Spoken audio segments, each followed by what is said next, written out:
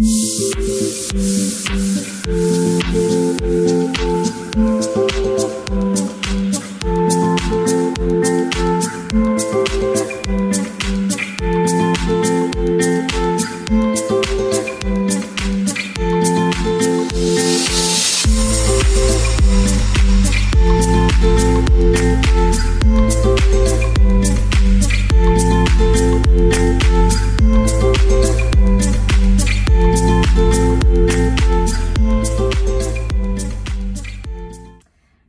everyone, we're back. This is my friend Sid, who was in my previous video, which is things you should know about U of T before attending. If you haven't seen it, watch it, the link is below. So today we are doing the positives of University of Toronto, why you should go here, why we chose this school. So let's get to it.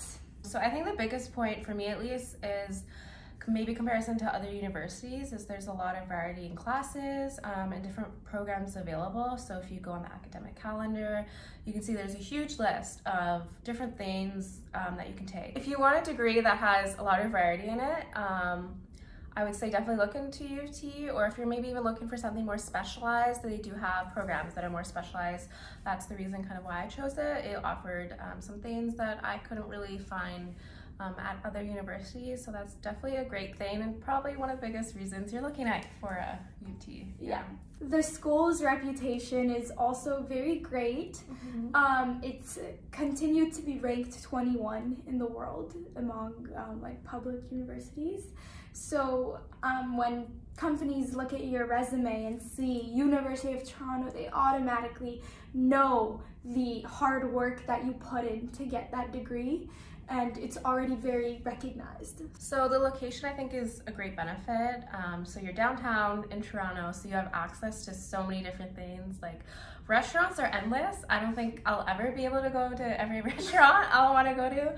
Clubs, that's a great thing I think, comparison to maybe other places. Is like college cities. To college cities, you definitely have, there's clubs and you're like downtown Toronto. So there's also like frats. I forgot to mention that. I didn't think U of T really had the Greek life, but we do. We do, and a lot of people are integrated in it. Yeah, so that's definitely something if you're looking, at least in Canada, for Greek life, it definitely has a bigger community than other places, so that's a positive. And speaking of location, again, like there's shopping, restaurants, just clubs, different things to explore. Like you can just, if you're somebody that thrives off that and you really like places to go and just like explore the city, it's definitely really great. So you can also like drive places like Niagara Falls, Blue Mountain. Yeah, so it's a great city, and we're not right next to, but very close to the border of the U.S. if you want to make a trip to Buffalo. So that's a good thing. But with that being said, be ready for independence. If you're living alone, if you were used to living with your family, you're on your own now. You're a city individual. City guy. Definitely expect to kind of be more responsible and just kind of grow up, I guess, a little. So the campus is nice because you definitely are in the central part of downtown Toronto, so you have at least access to subways and streetcars. So that's one good thing is you can, let's say you live a little bit off campus, you can easily get there, so that's a great positive for it. It's big, but there's a lot of spaces to study. There's like a huge amount of libraries, just different cafes around. It's really pretty. There's a lot of trees, and there's older part of campuses that you can go to, so that's really nice.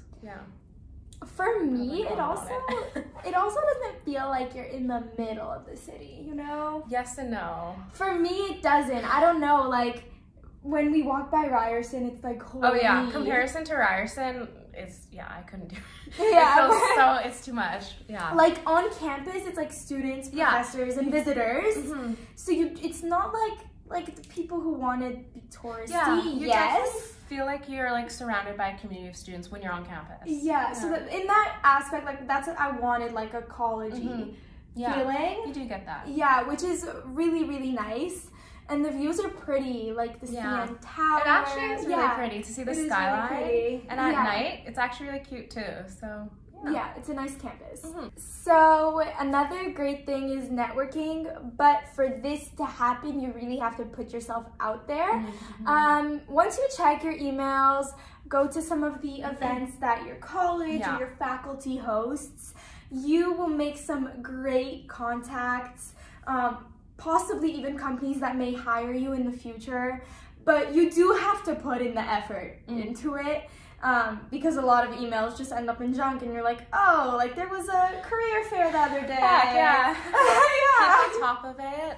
Try and get your, look for just kind of, make sure you're involved and just kind of, put yourself out there and just look around and see what's going on. Because I think there's a lot of missed opportunities that you just, you don't really hear about. You have to actually go and look for.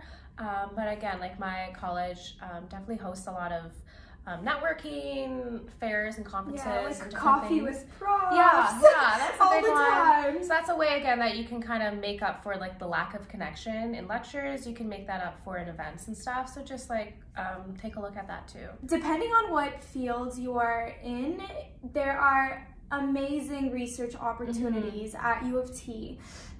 You can apply to be a teacher's assistant if you're in graduate school, or a research assistant if you're in undergrad, which are great ways to kind of get to know your professors, but also see what work is like in your field. See if you like it. So yeah, I'm in psychology, and I know there's so much research in that, like the whole entire like ground and below Sid Smith is all it's all there. Yeah, it's all there. So they definitely have a well-established like research organization. So if you're into that, it's an amazing school, but just know it's very competitive. Very competitive. So in order to get a research opportunity or take a course in research, you really have to have references from profs. You have to have good grades. So like the references from profs, if you're again wanting to like stand out for research opportunities, again, like a lot of things will ask like for references from profs. So again, like go to those coffee with the profs and just, or go to office hours and just try and build that relationship. So then you're not like when applying, you're like, oh damn, like I didn't do that. There's a lot of diversity in Toronto. So you're gonna come across so many different nationalities. You'll learn so much about different kinds of cultures. There's so many people, like I have friends from all over the world, which is a great aspect of it, because networking, once again, you're somewhere, you met the friend at U of T and you get to meet up with them in Ireland, for example, right? You're exposed to a lot of different people. So with regarding to like meeting people and just kind of finding your group, there's like a huge amount of clubs to look at, over 800 clubs. Student organizations, So that's like, I think a big great thing. And you can start your own too, like if you're into, I know people who've done that. If you're into bird watching, you can probably, there probably is a bird watching club. There's like, or a rock throwing club, like God knows, like there's U of T has every type of club. Which is great. So definitely you can meet friends there. And you can start your own. So that's a great thing. So I think we touched on the positives of the school, and I hope you guys enjoyed this video. If you have any questions, comment below. Thank you. Thank you.